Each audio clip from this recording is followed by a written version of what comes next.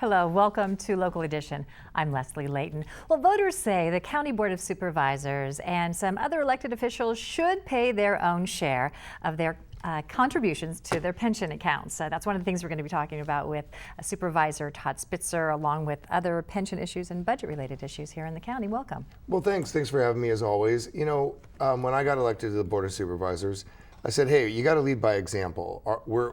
As county elected supervisors, we're insisting that all of our county employees pay the employee share of their pension, because it's the pensions that have really lopsided all government budgets. And so every time we talk about government budgets, we say, hey, it's the pensions that are taking up more and more of that piece of the pie and telling us that we can't provide for essential services like, filling potholes.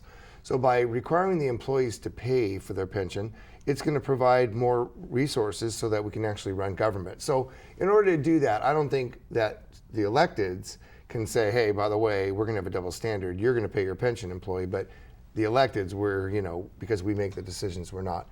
So the Board of Supervisors, Supervisor Janet Wynn and I, cut our own pension or cut our own salary and contribute to our pension. We just put that on the ballot, and the voters in June of 2014 this year voted overwhelmingly, almost 90%, to require all county elected officials to pay for their pension.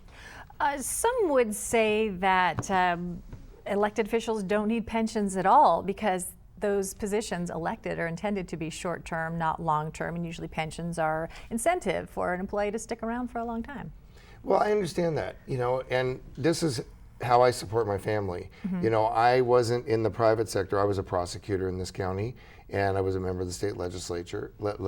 I have my own law practice, and so of course I pay into Social Security through that system.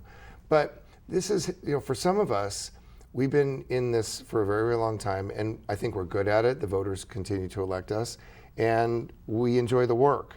So it is true, there's some that come into it to make their contribution and return to the private sector. And then there's some, like, for example, in my camp, that this is how I earn a living. This is how I support my children and my family. Okay, well, let's talk about the budget and where do pensions fit into the overall Orange County budget? We hear in some places that the unfunded pension liability can equal or exceed the entire annual budget of a county or a city, and in some cases maybe even locally only be 50% funded or 60% funded as the case is. And that's called the unfunded actuarial, the unfunded liability of the pension system, because clearly the employees today are paying for the retirements of those people who are presently retired and will more be in the people future. are always retiring. Absolutely. And so it used to be that you would rely on the ability to pay that through investments, right? A return, a very high rate of return. And when things fell out of the stock market in 2008 and beyond, people said, holy smokes, we have this unfunded mandate, unfunded liability. So by being more conservative in our assumptions about returns, rate of returns on investment, and requiring our employees to pay really their fair share into the system, we will achieve a much better equilibrium.